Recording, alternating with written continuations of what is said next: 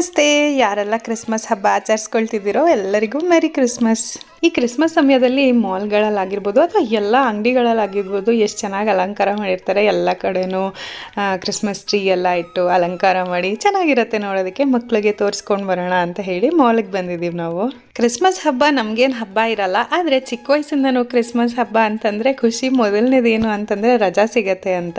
ಇನ್ನೊಂದು ಫ್ರೆಂಡ್ಸ್ ಯಾರಾದರೂ ಮನೇಲಿ ಹಬ್ಬ ಮಾಡಿದರೆ ಕೇಕ್ ತಂದುಕೊಡ್ತಾರೆ, ಪ್ಲಮ್ ಕೇಕ್. ಅದು ನಂಗೆ ತುಂಬ ಇಷ್ಟ ಆಗುತ್ತೆ. ನಾವೆಲ್ಲ ಸಾಮಾನ್ಯ ಚಿಕ್ಕವರಿದ್ದಾಗ ಕ್ರಿಸ್ಮಸ್ ಹಬ್ಬದಲ್ಲಿ ಬೆಳಗ್ಗೆ ಹೊತ್ತೆಲ್ಲ ಆಟ ಆಡ್ತಿದ್ವಿ. ಅದು ಬಿಟ್ಟರೆ ಈ ಟಿ ವಿಗಳಲ್ಲಿ ಹೋಮ್ ಅಲೋನ್ ಮೂವಿ ಹಾಕೋರು. ಆಗೆಲ್ಲ ಸ್ಟಾರ್ ಮೂವೀಸು, HBO ಆ ಥರ ಚಾನಲ್ಸ್ ಅಂತ ನೋಡ್ತಾ ಇದ್ವಿ.